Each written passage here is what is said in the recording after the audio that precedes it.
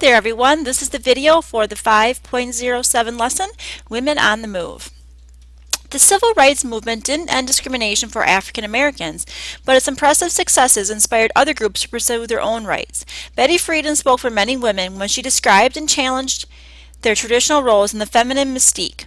Women responded with a second wave of feminism to achieve equality through improved wages and salaries, new job opportunities, a legal mandate for equality in educational opportunities, an amendment guaranteeing equal rights, and a landmark Supreme Court decision. Goals for this lesson: identify Betty Friedan, the message of her book, The Feminine Mystique, describe the second wave of the feminist movement, and describe the changing family structures and roles of women in American society. Go to Lesson Resources, be sure to get your reading guide and/or lesson answer key, and let's begin reading pages 860 through 864. The continuing struggle for civil rights. The 1960s and 70s, the struggle for civil rights, which had previously focused on the rights of African Americans, expanded to include more groups. Women, gays, Latinos, Native Americans, and others organized to demand greater rights and freedoms. Women's changing roles. In the early 20th century, after a long effort, women in the United States won the right to vote. Women's suffrage was a triumph, but it was, as many women realized in the decades following World War II, only a partial victory. In World War II, as many men were called to fight, millions of women took on jobs once done by men. They welded, soldered, and riveted parts for weapons and aircraft. They staffed banks and ran businesses. But when the war ended, Rosie the Riveter was expected to hang up her work clothes, get married, move to the suburbs, and raise children. Many women were happy with their return to homemaking and enjoyed the challenges and rewards of being a mother, but others found that driving kids to school, mopping floors, and shopping for groceries did not provide the same satisfaction as assembling a B-17 bomber. Many middle-class women chafed under continuing social restrictions. As late as the 1960s, many banks refused to grant mortgages or credit cards to women. Most white-collar professions refused to hire women as anything but secretaries. The feminine mystique. Betty Friedan, an American writer and mother of three, sent a questionnaire to her Smith College classmates, asking how satisfied they were with their lives 15 years after graduation. The responses led to her 1963 book, The Feminine Mystique. In The Feminine Mystique, Friedan described the nameless, aching dissatisfaction that many American women felt, particularly educated suburban housewives. These women said they loved their husbands and their children, but still felt a sense of deep longing. As one woman put it, "I began to feel I have no personality. I'm a server of food and a putter-on of pants and a bed maker, somebody who can be called on when you want something, but who am I?" Friedan argued that in the years since World War II, Western culture had created a feminine mystique, an idea that women were truly feminine only to the extent that they devoted themselves to their husbands, children, and homes. Young women, she said, were being taught to pity the neurotic, unfeminine, unhappy women who wanted to be poets or physicists or presidents. They were, said Friedan, deluded into thinking that higher education and a career masculinized women. And here's a picture of Betty Friedan. In the mid-20th century, Friedan observed women were equal to men and that they were free to choose automobiles, clothes, appliances, and supermarkets. In other words, women were free to be consumers. But this, said Friedan, was hardly enough, and many women agreed with her. The feminine mystique quickly became a manifesto for feminism, the conviction that women must be in every way the political, economic, and social equals of men. In the 1960s, the feminist movement began to grow in the United States. Its leaders encouraged women to pursue higher education and careers outside the home. And here's just a picture of women demonstrating for Women's Lib, standing for liberation, in a march in New York City in 1971. Riding the second wave. As the message of feminism spread, women pushed for greater access in all sorts of jobs. They wanted equal pay, maternity leave, and child care centers. Feminists called these socialists used the second wave of feminism, a follow-up to the first wave that had established women's right to vote. In 1966, a second wave feminists formed the National Organization for Women, NOW. NOW's founders issued a statement of purpose, proclaiming that the time has come for a new movement toward true equality for all women in America, and declaring their resolve to take action to bring women into full participation in the mainstream of American society now. By the 1970s, young women were entering professions that had once been limited to men. Many more women enrolled in colleges and earned their degrees. In the United States, for instance, the percentage of women in law school rose from less than 4% of law students in 1963 to 47% in 2006. The percentage of women in medical school shot up from 6% of medical students in 1961 to 50% in 2006. The number of women in the workforce continued to rise, from 18.4 million in 1950 to 65.7 million in 2005, 29% of the workforce to 46%. Now, new questions face families with wives and mothers working outside the home. Who will care for the children? Who will make dinner? Who will do the laundry? Although many husbands and fathers took on more housework and child-rearing tasks, most wives carried the double burden of being the family's primary homemaker while holding down a job outside the home. The second wave of feminism met with backlash. Some women resented what they felt was a condescension on the part of feminists toward homemakers who were happy raising a family and content not to pursue a career outside the home. Some people blame the new feminists for rising divorce rates. They worried that children were being raised in daycare centers instead of caring parents.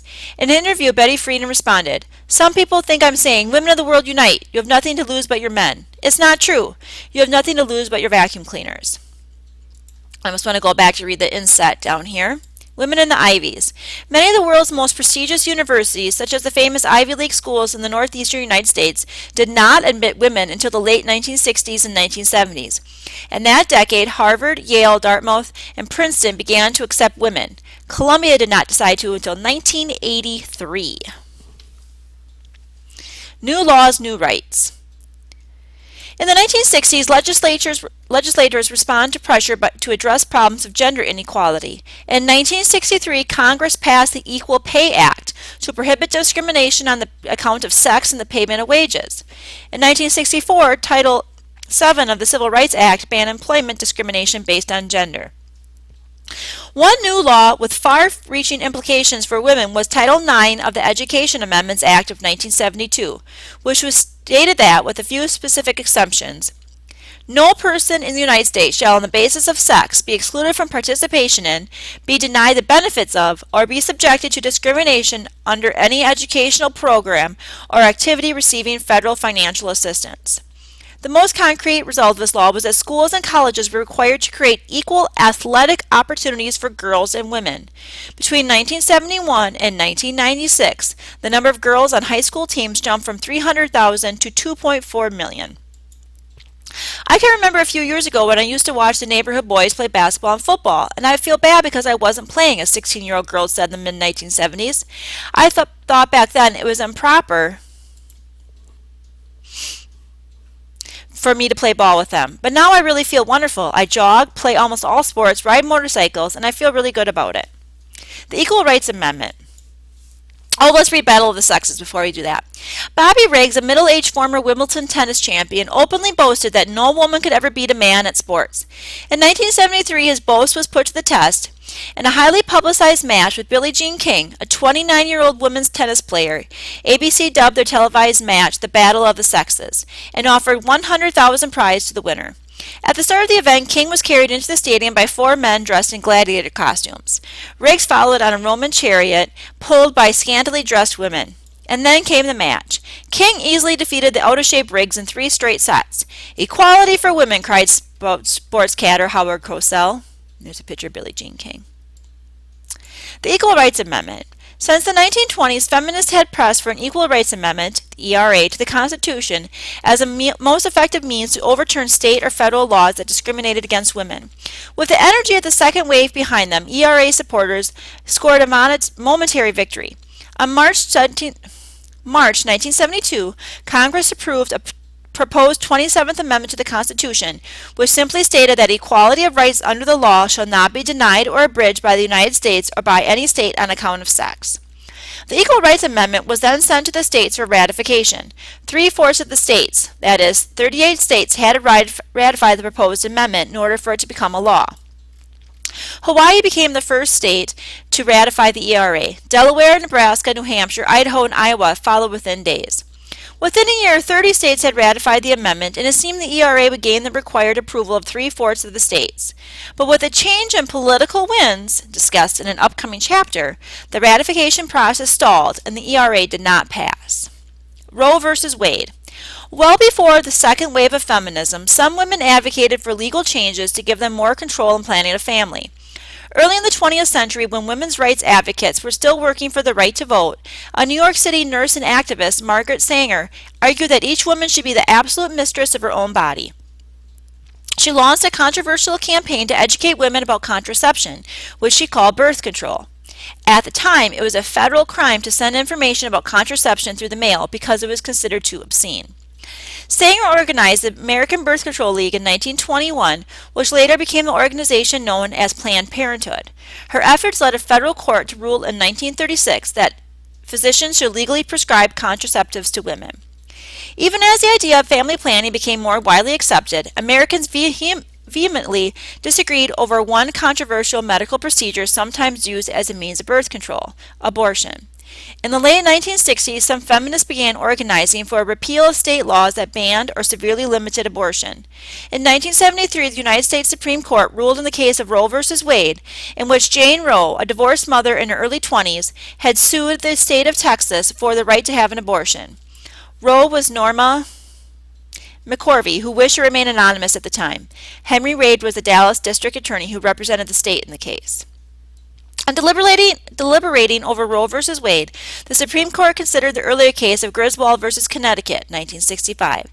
In that case, a majority of the Supreme Court's 9 justices had agreed the Bill of Rights contains a right to privacy, though the right is only implicit.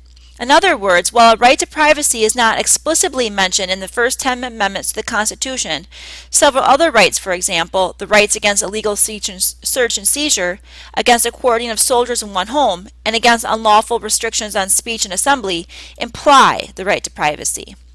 In their 1973 ruling in the case of Roe v. Wade, the Supreme Court justices extended the Griswold ruling's concept to a right to privacy to include the right for women to regulate their own reproduction, if necessary by means of abortion, within the first trimester, the first 3 months of a pregnancy.